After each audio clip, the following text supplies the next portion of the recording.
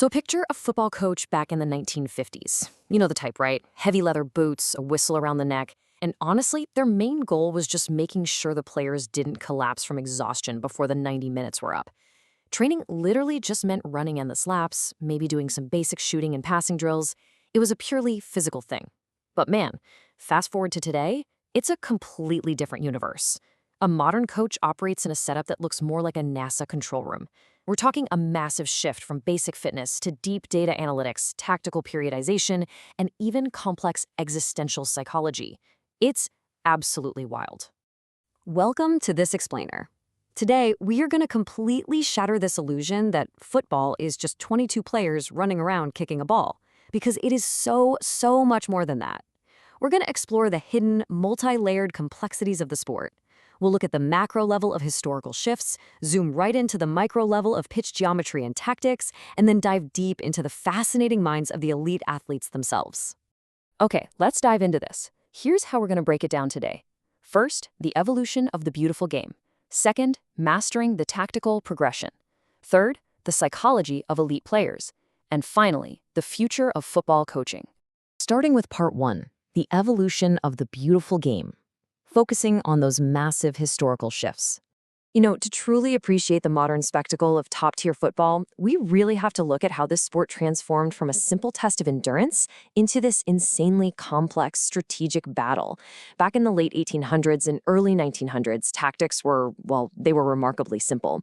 Teams actually used a 2-3-5 formation. Yeah, you heard that right. 2 defenders, 3 midfielders, and 5 forwards. Absolute chaos. Just all-out attack with barely any defensive planning. But as competition got fiercer, the strategy had to evolve. Enter Vittorio Pozzo in the 1930s with the Metodo system. This added some much-needed defensive solidity, which actually helped Italy win the 1934 and 1938 World Cups. Then in the 1960s, Helenio Herrera completely revolutionized defense with the Catenaccio system, famously using a libero or a sweeper to just lock down the goal. But the most beautiful shift?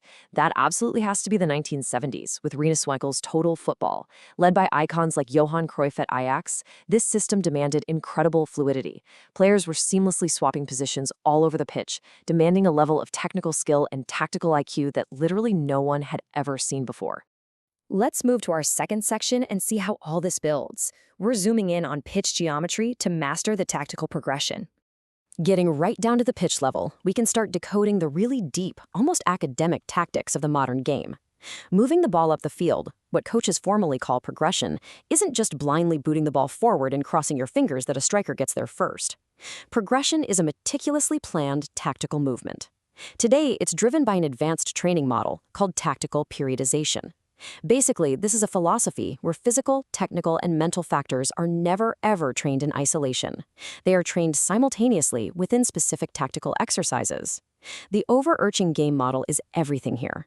It creates specific scenarios so players are constantly facing and solving complex problems, which makes them far more creative and strategically sharp. Now, what's really interesting here is how a highly choreographed progression looks in a modern 1-4-3-3 system. Take a look at this counterattack starting right from the goalkeeper. The keeper doesn't just casually roll it out. There is a direct, pinpoint transmission that completely bypasses the midfield to feed the striker deep in the opponent's half. The keeper is essentially acting as the very first playmaker. It's incredibly calculated, it's lightning fast, and it relies entirely on perfect anticipation and the striker's ability to instantly find that pocket of space. And, you know, these rapid attacks can vary wildly. Sometimes, players operate within very strict positional roles to move the ball upfield. It's very rigid. But other times, it's this incredibly dynamic, fluid system where players are actively swapping spaces on the fly. They do this deliberately to completely scramble the opposing team's defensive structure and open up brand new passing lanes.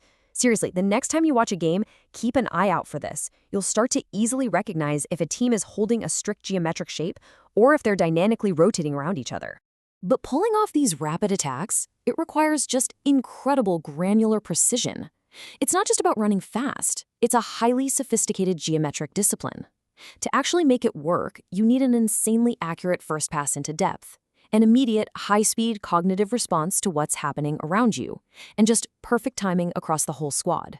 And crucially, teams are drilled to avoid progressing merely by running with the ball. Why? Because a pass is always faster than a player. The ball needs to do the heavy lifting.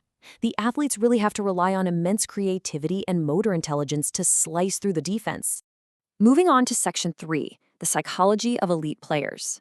This is where we look at the human element. All right, so I'm going to pull the rug out from under you a little bit here. We've spent all this time talking about mathematical tactics, pitch geometry, and complex systems. But here is the stark reality. Absolutely none of these brilliant tactics work without the complex human element. So how do you actually manage the minds of the human beings executing these strategies? Elite professional football is an incredibly volatile, high-stakes culture. The financial rewards are astronomical, sure, but the punishment for failure is just brutal. These players face intense media scrutiny, sky-high fan expectations, and this constant looming threat of just losing their livelihood. For a long time, sports psychology really just relied on basic mental skills. Things like imagery, positive self-talk, some relaxation techniques. But Mark Nesty, a leading sports psychologist who spent a decade working in the English Premier League, argues that this basic approach just doesn't cut it anymore. Elite players face profound existential crises. Think about it. Imagine being a seasoned pro, totally motivated, doing absolutely everything right in training, and you still get dropped from the starting 11 just because the coach changed the tactical system. That strikes right at your core identity. It triggers deep anxiety. So Nesty advocates for a holistic existential approach, one that stops just looking at the athlete and starts focusing on the person, managing their human spirit, their sense of identity, and helping them survive the brutal realities of modern club culture. So the crucial point here is that a modern sports psychologist in a top-tier club isn't just sitting in a quiet room counseling players one-on-one about their goals. According to Nesty, they actually act as an organizational psychologist. They are actively shaping the entire environment, the club culture, the whole organizational behavior. They're right in the mix, involved in team building, supporting the managerial staff, facilitating away days. They manage the overarching culture to create an atmosphere where both the human spirit and elite performance can actually thrive together inside this massive pressure cooker. And finally, Section 4, the future of football coaching. Welcome to the era of AI. Let's zoom back out for a second to see where all of this is actually heading. We're standing right at this fascinating intersection of sports science, deep analytics, and human intuition. We have officially entered the AI era in football. Today, coaches have access to a frankly unimaginable amount of data. They're using GPS tracking to monitor exactly how much physical exertion a player is putting out, literally down to the millimeter, just to manage workloads and prevent injuries. They rely on incredibly advanced predictive analytics and machine learning to spot super subtle opponent patterns and predict future performance trends. It's become this highly specialized process where technology is informing almost every single physical and tactical decision made on the training pitch. Which leaves us with a truly provocative thought to close out this explainer. As AI and machine learning become even more advanced, as they get better at accurately predicting match data, optimizing formations, and tracking every single physical metric you can think of, is technology eventually going to replace the human intuition of the coach? Or will the chaotic, emotional, totally existential psychology of the human players always require a human leader? Someone to guide them, inspire them, and manage that human spirit. It's this massive clash between cold, hard data and the deep psychology of the beautiful game. Thanks so much for joining me for this explainer. I really hope this helps you spot all those hidden layers the next time you tune in to watch a match.